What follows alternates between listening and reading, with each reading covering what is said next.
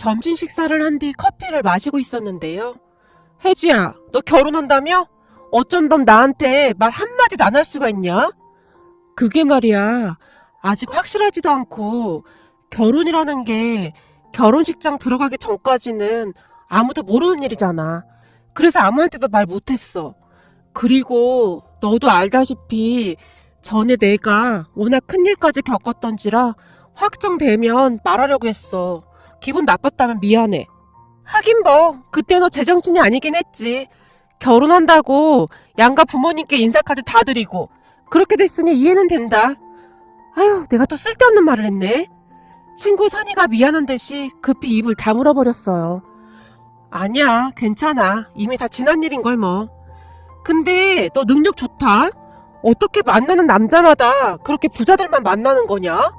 우리 병원 자주 오시는 그분 아들이라며? 내가 얘기 들어보니 그분이 널 그렇게 마음에 들어 했다며? 그러게. 나를 몇 번 보시더니 아드님하고 계속 만나보라고 해서 그냥 잠깐 나가서 밥만 먹고 들어와야지 하고 나간 건데 몇 번 만나다 보니 이것저것 정말 잘 맞더라고. 그러다가 얼마 전에 그 사람이 청혼한 거고. 야, 진짜 부럽다. 난 계속 솔로로 있었는데 넌 그 일을 겪고도 잘만 결혼하는구나? 이래서 여자는 얼굴이 예쁘고 봐야 하는 거야. 사실 네 얼굴이 한몫하는 거잖아. 난 성형수술이라도 해야 하나? 선이가 씁쓸한 표정으로 저를 바라봤어요. 선이와 저는 같은 간호대학을 졸업했습니다. 그리고 어쩌다 보니 같은 병원에서 근무를 하게 되었는데요. 사실 선이와 저는 그다지 살가운 사이는 아닙니다. 선이와 저의 인연은 대학을 다닐 때부터 시작이 되었어요. 대학에 입학하고 얼마 뒤부터 선이와 은채 그리고 저까지 우리 셋은 항상 붙어 다녔습니다. 사실 은채와 저는 고등학교 때부터 친구였기에 정말 친한 사이였는데요. 선이는 그런 우리 둘을 참 많이 부러워했습니다. 난 학교 다닐 때 친구가 별로 없었어. 그래서 니들이 정말 부럽다. 나도 니들이랑 친하게 지내면 안 될까? 나도 친구하고 비밀 얘기도 하고 그렇게 지내고 싶어. 니네 둘은 워낙 친하게 지내서 잘 모르겠지만 난 항상 외로웠거든. 선이가 눈물까지 글썽이며 우리에게 간절히 말했어요. 야, 친하게 지내면 되지. 뭘 눈물까지 글썽이냐? 그럼 앞으로 우리 셋이 친하게 지내자. 은채와 저는 선이가 안쓰럽기에 항상 챙겨주려고 노력했습니다. 하지만 그런 선이와의 인연이 악연이 될지 누가 알았겠습니까? 그 악연은 정말 사소한 것으로부터 시작이 되었어요. 어느 날 같은 과 친구 소개로 소개팅을 하게 되었는데요. 그 소개팅 자리에서 꽤 괜찮아 보이던 선배 오빠 한 명이 저를 마음에 들어 했어요. 선배 오빠가 성격부터 외모까지 모든 것이 괜찮은 편이었기에 저도 싫지만은 않았습니다. 그렇게 그 선배 오빠와 저는 자연스럽게 사귀게 되었어요. 그런데 어느 날 선이가 술에 잔뜩 취한 채 제게 전화를 했습니다. 혜주야, 네가 나한테 어쩜 이럴 수가 있어? 너 내 친한 친구 아니었어? 우리 절친하기로 했잖아. 당연하지. 우리 절친이잖아. 근데 내가 뭐 잘못한 거 있어? 어머, 너 그렇게 안 봤는데 진짜 여우였던 거구나. 선이야, 미안한데 내가 알아들을 수 있게 말 좀 해줄래? 그리고 지금 너 많이 취한 거 같은데 내일 술 깨고 다시 전화하던지. 나 안 취했거든? 내가 들어보니 너 대훈이 오빠랑 사귀기로 했다며? 대훈이 오빠? 맞아. 오빠랑 내가 이래저래 잘 맞더라고. 그래서 사귀기로 했는데 그게 무슨 문제라도 되는 거야? 어머, 너 진짜 서운하게 말한다. 너 정말 몰랐던 거야? 아니, 뭘 몰라. 답답하니까 돌려서 말하지 말고 그냥 말해줄래? 그래, 그럼 내가 단도직입적으로 말할게. 사실 나 말이야, 대훈이 오빠 보고 한눈에 반했었거든. 그래서 내가 니들한테 계속 눈치 주고 그랬는데 네가 어쩜 그럴 수가 있냐? 마치 나 보란듯이 대훈이 오빠랑 사귀고 있는 거잖아. 뭐? 그게 무슨 말이야? 내가 언제 보란듯이 사귀었다는 거야? 그리고 네가 대훈이 오빠한테 호감이 있다고 나한테 말한 적 있어? 그걸 꼭 말해야 하냐? 내가 계속 눈치 주고 그랬잖아. 아니, 말을 안 했는데 우리가 어떻게 하냐? 은채도 전혀 몰랐을걸? 그리고 대훈이 오빠가 나한테 먼저 고백한 거야. 그러니까 네가 오해하지 않았으면 좋겠다. 선이가 기분 나쁘지 않게 제가 조용히 설명했어요. 야, 다 필요 없어. 나 지금 엄청 상처받았어. 너 대훈이 오빠랑 당장 헤어져. 너랑 내가 절친인데 같은 남자를 좋아하는 건 좀 그렇잖아. 선이가 때를 쓰듯 제게 남자친구와 헤어지라며 눈물까지 흘렸습니다. 그 소식을 들은 은채가 기가 막혀 있는데요. 야, 뭐 그런 말도 안 되는 논리가 다 있냐? 대훈이 오빠가 좋아한 건 너잖아. 근데 선이는 무슨 그런 말을 하는 거냐? 선이가 대훈이 오빠 좋아하는 건 나도 전혀 몰랐어. 됐어. 괜히 친구 사이 나빠질 바에는 그냥 헤어지는 게 낫지 뭐. 그리고 남자 한 명 두고 친구끼리 이러는 건 진짜 아닌 것 같아. 어차피 오래 사귄 것도 아니고 난 괜찮아. 그때 당시에는 친구가 더 소중하다고 생각했기에 대훈이 오빠에게 제가 헤어지자고 했습니다. 하지만 그건 그냥 시작에 불과했다는 것을 한참 나중에 알게 되었답니다. 선이는 저를 항상 질투했고 제가 잘 되는 것을 굉장히 싫어했어요. 모름지기 친구라면 같이 있을 때 마음이 편해야 하잖아요. 하지만 선이와 있으면 오히려 불편하기만 했습니다. 그렇게 점점 은채와 저는 선이와 거리를 두기 시작했어요. 사실 대학만 졸업하면 다시 얼굴 볼 일 없겠지 하는 생각도 있었습니다. 그런데 선이와 저의 인연은 그렇게 쉽게 끝나지 않았습니다. 제가 취업한 산부인과 병원에 선이도 취업을 했거든요.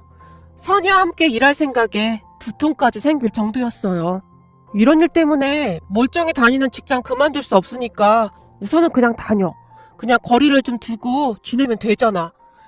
하필이면 선이랑 같은 병원에 취업을 하게 될 게 뭐야? 난 선이가 그냥 다 불편하단 말이야. 제가 은채를 보며 울상을 지었습니다. 제가 취업한 산부인과가 그렇게 큰 병원은 아니었지만 다른 병원에 비해 근무 환경도 그렇고 원장님이 직원들에게 스스럼 없이 대해주셨기에 가족 같은 분위기에서 즐거운 마음으로 잘 다니고 있었거든요. 그러던 어느 날 병원 동료 간호사가 제게 남자를 소개해주겠다고 했어요. 전에 우리 회식 때 찍었던 사진을 내 동창이 봤는데 사진 보자마자 혜주씨 좀 소개시켜주면 안 되냐고 계속 난리야. 한번 만나볼래? 내 동창이 집도 엄청 부자고 직업도 아주 좋아. 전 괜찮아요. 요즘 일하느라 힘들기도 하고요. 정말 죄송해요. 제가 정중하게 거절을 했지만 그러지 말고 딱 한 번만 만나봐. 내가 혜주씨 소개시켜준다고 큰 소리까지 쳤단 말이야. 딱 한 번만 만나서 밥만 먹고 와도 되잖아. 너무나 간절하게 부탁을 했기에 좋은 게 좋은 거라고 별 생각 없이 소개팅을 하러 나갔습니다. 하지만 그 사람으로 인해 제 인생이 송두리째 바뀌게 되리라는 것을 그때는 감히 상상조차 하지 못했습니다. 우선 소개팅을 하는 내내 분위기가 상당히 좋았어요. 소개받는 남자는 엄청 적극적이었고 모든 것을 제게 맞추려고 노력했어요. 그렇게 한두 번 만나다 보니 저도 마음이 가기 시작했습니다. 그때까지는 진지하게 남자를 만나본 적이 없었기에 저에게 너무나 잘하던 남자친구에게 마음이 갔습니다. 그때 남자친구와 저는 여느 연인들과 마찬가지로 행복한 시간을 보내고 있었어요. 그러던 어느 날 제 인생을 뒤흔들고도 남을 만한 일이 일어나고 말았습니다. 며칠 동안 계속 몸이 좋지 않았었는데 확인해보니 제가 임신을 한 거였어요. 그때의 충격을 생각하면 어찌나 놀랐던지 손이 덜덜 떨릴 정도였어요. 그렇게 놀란 마음을 부여잡고 남자친구를 만났습니다. 저기 나 임신한 것 같아. 뭐? 임신? 진짜야? 그런 것 같아. 어떡하지? 어떡하긴 뭘 어떡해. 우리도 이제 결혼할 나이인데 잘됐다. 이참에 빨리 결혼하자. 당장 다음 주에 우리 부모님 만나 뵙고 너희 부모님도 만나 뵙자. 근데 재성씨 부모님이 나 싫어하면 어떡하지? 재성씨네 집 엄청 부자라며. 근데 우리 집은 그냥 그렇잖아. 걱정 마. 우리 부모님 그렇게 성물 아니야. 우리 결혼한다고 하면 아마 엄청 좋아할걸? 남자친구가 큰 소리까지 쳤습니다. 그런 남자친구를 보면 안심이 될 정도였어요. 하지만 그때 저는 남자친구의 말을 믿으면 안 되는 거였습니다. 특히 남자친구의 엄마는 어마어마했는데요. 첫 인사를 드리기 위해 집으로 찾아갔을 때는 아주 온화한 표정으로 두 분 다 저를 반겨주셨어요. 그런데 며칠 후 남자친구 엄마에게 전화가 걸려왔습니다. 아마도 남자친구에게 제 전화번호를 물어봤던 모양이었어요. 전화를 걸어온 남자친구 엄마는 간단 명료하게 제게 어디로 나오라고 명령하곤 전화를 끊어버렸어요. 물론 남자친구에게는 아무 말도 하지 말라고 하면서 말이죠. 그렇게 마주한 남자친구 엄마는 제게 단도직입적으로 몇 마디만 한 채 자리를 떠났는데요. 잘 알다시피 혜주 씨랑 우리 아들이랑 이것저것 안 맞는 게 너무 많잖아요. 이런 결혼하게 되면 혜주 씨만 힘들어져요. 그러니까 잘 생각해봐요. 내가 무슨 말 하는지는 알아들었겠죠? 아무리 가느사라게도 그 정도 말귀 정도는 알아듣는 거죠? 남자친구 엄마가 제 말을 듣지도 않고 일어나서 가버렸습니다. 그 이후로도 남자친구 엄마는 수시로 전화하고 찾아와서 저를 압박했습니다. 우리 부모님께 찾아가서 다 뒤집어 놓을 거라고 말이죠. 그렇게 잘 먹지도 못하고 삐쩍삐쩍 말라가던 어느 날 병원에서 근무를 하다가 그만 쓰러지고 말았습니다. 그렇게 유산이 되고 말았는데요. 그 충격은 어마어마했어요. 결국 얼마 뒤 남자친구를 만나서 헤어지자고 통보했습니다. 남자친구의 엄마를 감당하고 싶지도 않았고 그런 대접을 받으면서 결혼하고 싶지도 않았습니다. 물론 남자친구는 제게 매달리며 울고불고 난리가 났었고요. 하지만 저는 남자친구에게 남자친구 엄마의 만행에 대해 토시 하나 빼놓지 않고 다 말을 해줬어요. 처음에는 남자친구가 믿지 못하겠다는 그런 표정이었지만 남자친구 엄마에게 물어봤는지 모든 사실을 확인한 남자친구가 큰 충격을 받고 짐을 싸서 집을 나와버렸답니다. 그리고는 제게 계속 매달렸지만 저는 그때 너무나 힘든 상황이었기에 모든 걸 다 포기하고 싶은 그런 생각뿐이었어요. 결국 남자친구와 저는 그렇게 헤어졌습니다. 그 뒤 남자친구가 부모님과 연락까지 끊은 채 살고 있다는 소식만 들었어요. 그때 제가 그러한 일을 겪었다는 사실을 병원 원장님과 동료 간호사 2-3명 정도만 알고 있었는데요. 그때 병원을 옮기고 싶었는데 같이 일하던 분들이 워낙 좋은 분들이라 옆에서 저를 많이 위로해주며 도와주셨어요. 덕분에 저는 큰 문제 없이 병원을 다니고 있었고요. 그런데 어떻게 듣게 된 것인지는 모르겠지만 선이가 그 사실을 알고 있었나 봅니다. 선이는 잊고 싶은 그 기억을 가끔씩 꺼내서 저를 힘들게 했어요. 하지만 저는 그 기억을 떠올리고 싶지도 않았기에 별다른 반응도 보이지 않았는데요. 그런 선의로 인하여 어마어마한 일이 일어나고 말았습니다. 그러니까 제가 꽤 부잣집 남자와 결혼을 한다는 소식을 들은 선의가 또다시 질투하기 시작했던 모양입니다. 제게 이것저것 꼬치꼬치 캐물을 때까지만 해도 저는 그다지 신경 쓰지 않았었는데요. 사실 그 사건 이후로 저는 누군가를 만나 결혼하겠다는 생각은 완전히 접고 있었거든요. 하지만 병원 원장님과 친하게 지내던 지인 한 분이 오며 가며 저를 유심히 봤던 모양이었어요. 어느 날 원장님께 저와 그분 아들의 만남을 주선해달라고 부탁했다고 했으니까요. 물론 처음에는 제가 완강하게 거절을 했습니다. 제 거절에도 불구하고 그 지인분은 병원에 더욱 자주 방문하면서 저와 친해지기 위해 노력했어요. 그분이 바로 지금의 우리 시어머니십니다. 전남친 엄마 때문에 큰 상처가 있던 저는 시어머님의 따뜻한 배려에 마음을 열게 되었어요. 세상에 이런 분이 있을까 싶을 정도로 정말 따뜻한 분이셨거든요. 하지만 친구 선이는 그런 저를 못마땅한 듯 바라보곤 했는데요. 그러던 어느 날 결국 선이의 질투 때문에 어마어마한 일이 일어났습니다. 결혼을 앞두고 있던 어느 날 선이가 같이 식사를 하자며 제 손을 잡아 끌었습니다. 식사를 하던 도중 선이가 뜬금없이 제 휴대폰 구경 좀 하고 싶다고 낚아채다시피 가지고 갔는데요. 그때 당시 저는 정말이지 선이가 무슨 짓을 할지 생각도 못하고 있었습니다. 그냥 대수롭지 않게 생각했거든요.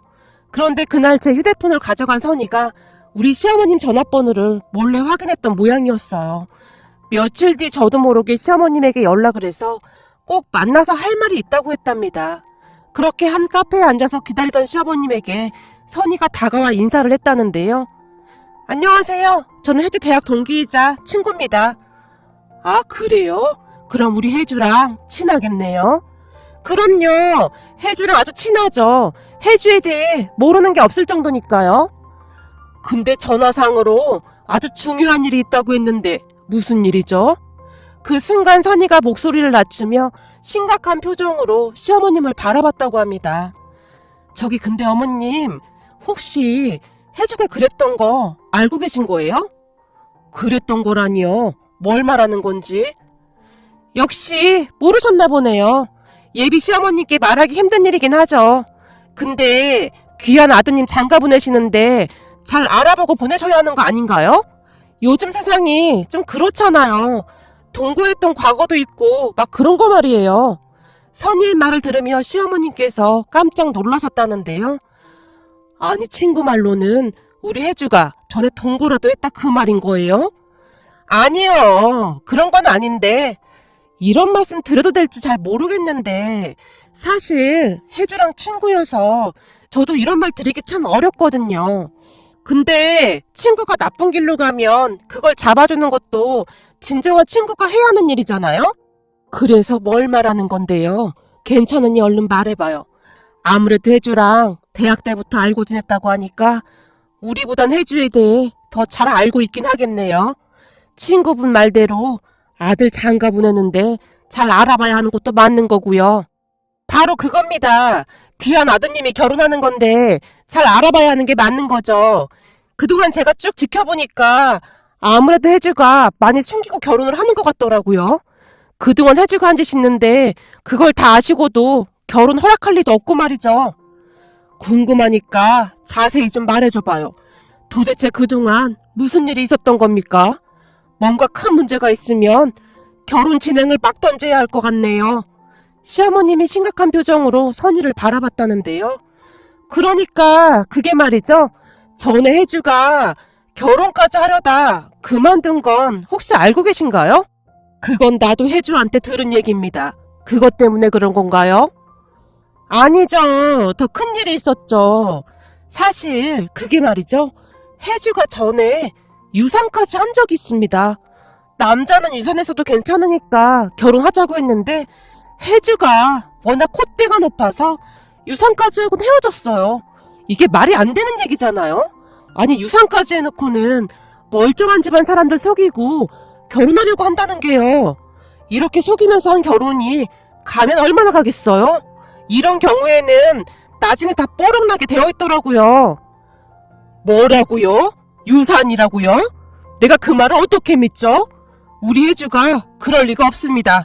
전 이만 가봐야겠네요. 저기 그럴 줄 알고 제가 이걸 몰래 사진으로 찍어놨습니다. 제가 지금 사진 보내드릴게요. 사모님이랑 아드님이 사기 결혼 당하면 안 되는 거니까 제가 보내드리는 거예요. 절대 다른 사람들한테는 말씀하시면 안 돼요. 선희가 휴대폰 사진 속에 있던 제 병원 기록을 시어머님께 보내드렸다네요. 세상에나 무슨 이런 일이 다 있어 그래? 이거 내가 증거 자료로 가지고 있어야겠네요. 저기 근데 제가 드렸다고는 절대 말씀하시면 안 됩니다. 괜찮아요. 혜주랑 둘이 친한 친구라면서요. 설마 혜주가 친구한테 뭘 어떻게 하겠어요?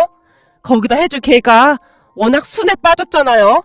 시어머니께서 큰 소리로 말씀하셨답니다. 도대체 무슨 생각으로 그런 짓을 한 것인지 아니면 뭐에 씌였던 것인지 잘 모르겠지만 선희가 시어머님께 휴대폰 사진첩에 있던 그 사진을 전송까지 했다고 합니다. 아마도 그때 당시 선희는 제가 부잣집 남자와 결혼까지 한다니까 눈이 뒤집어진 게 아닌가 싶습니다. 고마워요. 사진을 전송받은 시어머님께서 자리에서 일어나 밖으로 나가셨다는데요. 선희가 얼굴에 미소를 가득 머금은 채 그 모습을 한동안 바라보고 있었다고 합니다. 그 뒤에 어마어마한 일이 일어나게 되었습니다. 다음날 시어머님께서 잔뜩 화가 난 채로 병원으로 쫓아오셨거든요. 저는 시어머님께서 그토록 화를 내는 모습을 그때 처음 봤을 정도였습니다. 병원에 들어선 시어머님께서는 굉장히 냉정하고 차가운 표정으로 원장실로 들어가셨어요. 그리고 그 뒤 병원이 발칵 뒤집어지고 말았답니다. 원장실 안에서 큰 소리가 새어나오고 있었거든요. 그 소리를 듣고 있던 선희가 제게 뚜벅뚜벅 걸어왔습니다. 혜주야, 너 이제 어떡하니? 그러니까 사람이 정직하게 살아야지. 너 이번에 하려는 결혼 사기 결혼인 건 알고 있지? 사람이 그러면 안 되는 거야.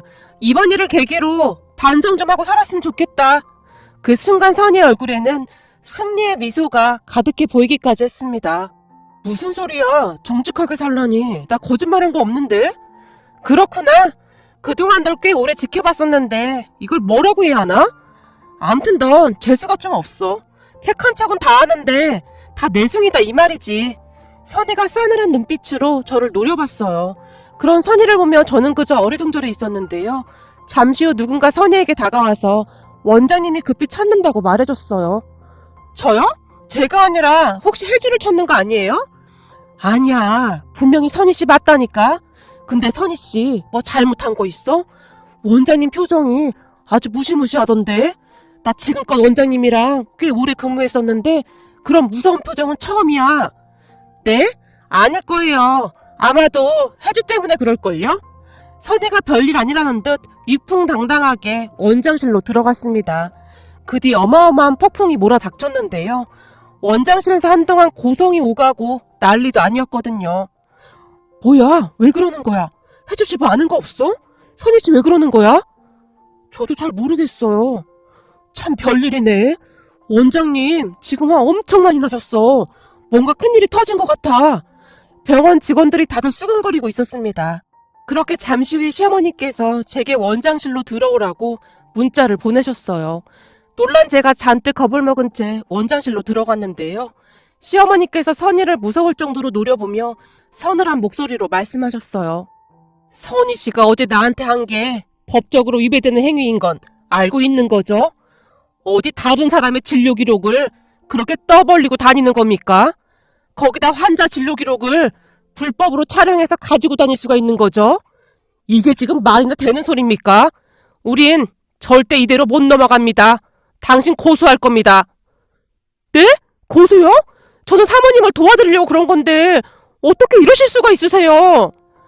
원장님, 지금 이 상황이 말이나 되는 소리입니까? 김 간호사, 지금 제정신이야? 이 사람 이거 큰일 나겠구만. 김 간호사 전에 개인정보 보안 서약서까지 작성했었잖아. 그런데 이런 짓을 해? 아무리 생각이 없어도 어떻게 이런 짓을 할 수가 있어 그래? 원장님, 사모님 잘못했습니다. 순간 선희가 땅바닥에 주저앉았습니다. 우리한테 미안하긴 뭐가 미안해요. 여기 당사자인 우리 혜주한테 사과해야 하는 거 아닙니까? 선희씨 이제 보니 인성이 아주 바닥인 사람이었네요. 시어머니께서 선희를 있는 대로 노려봤어요. 혜주야, 내가 잘못했어. 정말 미안해. 나 한 번만 용서해줘. 됐습니다. 우린 고소 진행할 테니까 그리 알고 있어요. 김선희 간호사도 빨리 변호사 알아보세요. 어차피 이건 100% 우리가 이기는 소송이지만 말이죠. 잘못했습니다. 용서해주세요. 죽을 죄를 지었습니다. 선희가 땅바닥에 무릎까지 꿇은 채 흐느끼고 있었어요. 하지만 시어머니께서는 뒤도 돌아보지 않고 나가버리셨습니다. 혜주야, 나 한 번만 용서해줘. 네가 너무 질투나서 그랬어. 제발 한 번만 용서 좀 해줘. 우리 친구잖아. 친구? 너랑 내가 친구라고? 친구가 이런 짓을 하니? 나 사실 네가 우리 시어머님 몰래 만났던 거 다 알고 있었어. 네가 친구라면 절대 이렇게 안 했겠지. 넌 친구도 아니고 사람도 아닌 악마야. 악마한테 사람 대접해줄 필요 없잖아? 난 어머님 말씀대로 법대로 처리할 테니까 그런 줄 알고 있어. 제가 원장님께 허리 숙여 인사를 하고 그곳을 나왔습니다. 뒤에서 선희가 울부짖는 소리가 들려왔지만 모른 척 했습니다. 그동안은 그래도 친구라는 생각에 이해해 주려고 노력하고 있었는데 그 사건은 도저히 용서가 되지 않는 그런 일이었거든요. 아니, 다른 사람도 아니고 의료업에 종사하는 사람이 어떻게 그런 짓을 할 수가 있단 말입니까? 결국 선희는 병원에서 쫓겨났고 더 이상 취업도 할 수 없게 되었는데요. 사실 몇 년 전에 시어머님이 남편과 소개팅을 주선해주던 그때 제가 정중히 거절하며 그동안 있었던 일에 대해 모두 이야기를 했었거든요. 사실 전에 결혼하려고 했던 사람이 있었는데 그쪽 어머니가 반대를 해서 파혼한 적이 있었습니다. 전 남친 어머니가 제게 쫓아와서 심한 막말도 서슴지 않고 했어요. 거기다 저를 바라보는 그분 눈빛에서 경멸과 분노 같은 것을 느꼈습니다. 그때 제가 유산까지 했던 상황이었기에 다들 그냥 못 이기는 척하고 결혼하라고 했지만 저는 그 눈빛이 잊혀지지가 않았어요. 가족으로 살아야 하는데 그런 분과 평생을 어떻게 같이 살 수 있겠어요. 그리고 그때 생각했습니다. 절대 결혼 같은 건 하지 말아야겠다고요. 결혼이라는 것에 환멸 같은 것이 느껴졌거든요. 이런 제가 어떻게 아드님 같은 분과 결혼을 할 수 있겠어요. 정말 죄송합니다. 그게 왜 혜주씨 잘못이에요? 그러고 보니 원장님이 내 부탁을 피한 이유가 바로 그거였군요. 혜주씨가 절대 남자를 만나지 않을 거라는 말을 하더군요. 왜 그러냐고 물었더니 개인사라 말하기 어렵다고 했거든요. 그게 이것 때문이었군요. 원장님이 워낙 좋으신 분이라 그동안 참 잘 챙겨주셨거든요. 그 일 있고 나서 제가 병원 옮기려고 했는데 원장님 때문에 남아있었어요. 혜주씨, 내 말 잘 들어요. 우리 아들과 난 혜주씨 과거 별로 중요하게 생각 안 해요. 처음 혜주씨를 딱 봤을 때부터 참 괜찮다 싶었거든요. 사실 우리 아들도 사연이 좀 있어요. 시어머님께서 긴 한숨을 내쉬었어요.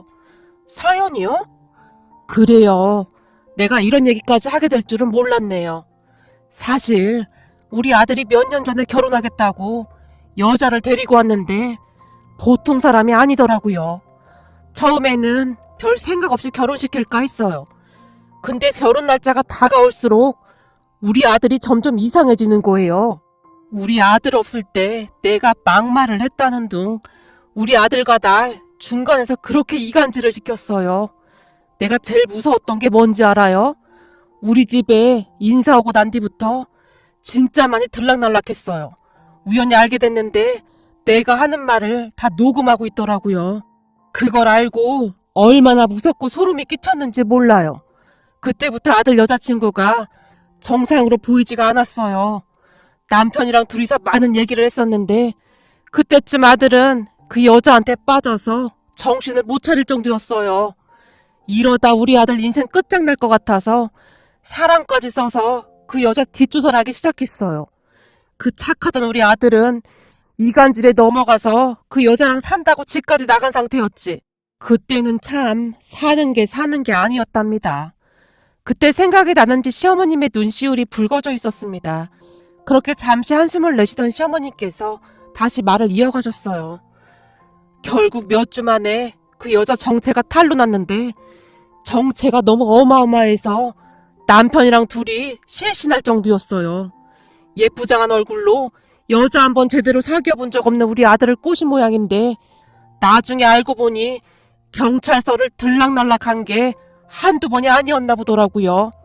거기다 상견례 때 우리한테 부모라고 소개해준 사람들도 다 대역이었고요. 이건 뭐 처음부터 끝까지 모든 게 다 거짓말이었어요. 거기다 그때 그 여자가 임신까지 했다고 초음파 사진까지 보여줬었는데 나중에 보니까 그것도 다 거짓말이었더라고요. 우리 아들도 자기 애라고 철석같이 믿고 있었던 모양인데 충격이 이만저만이 아니었어요. 그래서 내가 너무 황당해서 그 여자한테 나중에는 어떻게 하려고 그랬냐고 물었더니 그거야 어디서 데려오려고 했죠 라는 말까지 했어요. 결국 나중에 우리 아들이 정신 차리고 헤어지긴 했는데 난 그 충격으로 한동안 병원에 입원까지 했을 정도예요.